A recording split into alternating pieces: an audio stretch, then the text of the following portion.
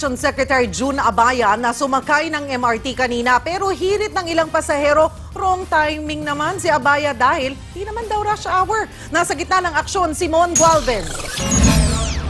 Mag-aalauna ng hapon ang sumakay ng MRT si DOTC Secretary June Abaya. Pumwesto siya sa train driver's cab mula Ortigas Station papuntang North Avenue. Di gaya ng reklamo ng ilang pasahero, wala raw naranasang aberya ang kalihim. Pleasant. In fact, I was looking forward to it. I enjoyed the ride. I think it's still an efficient way to go down, up and down EDSA. Sinilip din ni Abaya ang reversing track sa Common Station na itatayo sa North Avenue. Pinuntahan din ni Abaya ang depot para makitang ginagawang maintenance sa mga tren. Simple lang daw ang layunin ni Secretary Abaya kaya siya sumakay ng MRT yan ay para malaman yung sitwasyon ng mga commuter. Ang kaso, natsyempo naman ang biyahe ng kalihim ng hindi rush hour at mas kakaunti ang bilang ng mga pasahero. Kaya naman ang ilang pasahero, binatikos si Abaya. Ulitin niyo ulit sumakay ng MRT ng mas maraming tao at saka ayusin niya ng maayos yung trabaho niya. Kahit na pumili siya, pakitang tao din yung pila niya. Pero pagtatanggol ni Abaya, You have all the right to be impatient, to demand better service, but your government is working on it. Hindi kami nagpapabaya. bago naman ang naging trip ni Abaya, may umusok na isang tren sa Quezon Avenue Station. Normal lang daw ito ayon sa MRT. Pagka kumakapit kasi yung brake, ayaw mag-release, nagkakaroon ng friction. Pag nagkaroon ng friction, uusok yan. Siniguro rin ni Abaya na hindi mo na ipatutupad ang fare increase at tuloy ang bidding para sa susunod na maintenance provider ng tren. Umaaksyon!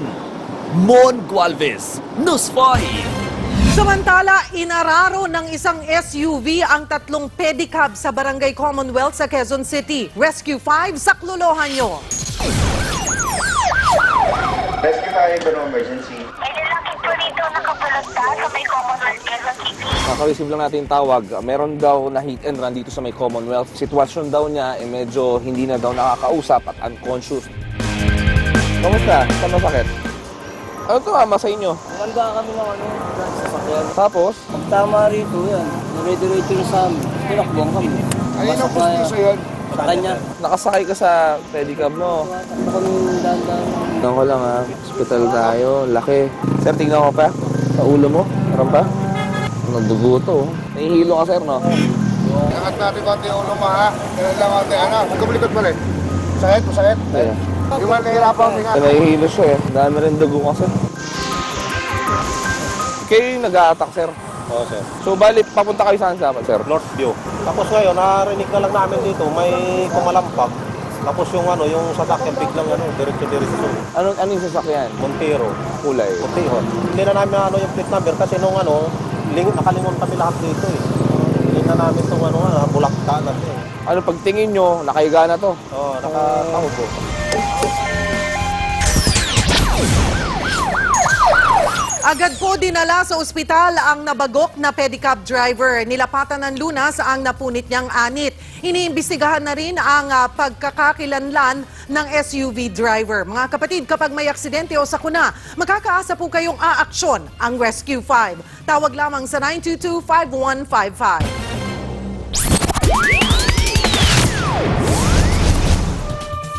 Aksyon politika mga kapatid, lusot na sa kanilang pagbasa sa Kamara ang panukalang posibleng magpataw ng pananagutang kriminal sa pagkuha ng selfie. Yan ang House Bill 4807 o ang Protection Against Personal Intrusion Act. Layunin itong pigilan ang mga paparazzi na panghimasukan ng privacy ng mga individual gamit ang iba't ibang mga gadget.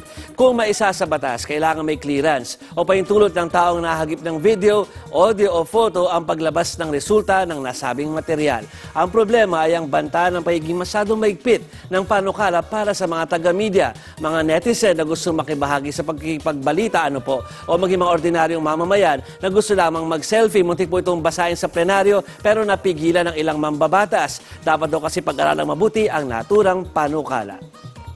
More than na its effect on the media, no? Yung nagde-develop ngayon na citizen journalism, no? So, ang dali kasing gawing palusot. If this is a family or affair, this is a private affair. Kung kukuha ka ng recording, kung kukuha ka ng litrato, kakasuhan kita. Samantala, hanggang kailan kaya tayo makakaranas ng mga pag-ulan? Alamin natin mula kay Manu Sandejas. Manu? Salamat, Cheryl. Mga kapatid, posibleng magtagal hanggang weekend ang namumuong sama ng panahon sa loob ng bansa. No? Nasa bahagi ito ng Tagbilaran dito sa Bohol, pero dahan-dahang aakyat patungo sa kanluran ng Luzon. At dahil dyan, makakaranas ng malakas na ulan ng Mindanao simula ngayong gabi, pero hihina naman ang ulan kinabukasan. Maulan din sa gitna at kanluran Visayas. Sa Talisay, Cebu nga, gumuho ang bahagi ng isang bundok dahil sa paglambot ng lupa. Walang nasaktan naman pero pahirapan ang pagdaan sa manipis Toledo Road dahil sa guho. Mahinang ulan naman ang mararanasan dito sa Luzon bukas, kabilang ang Metro Manila, Gitnang Luzon, Calabarzon, Mimaropa at Bicol Region.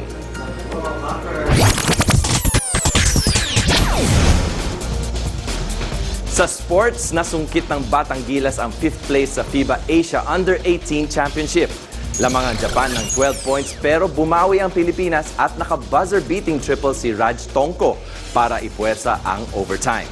Dito nagtuloy-tuloy ang scoring ng Gilas para manalo 113-105. Nagtapos na ang Youth Olympic Games sa Nanjing, China.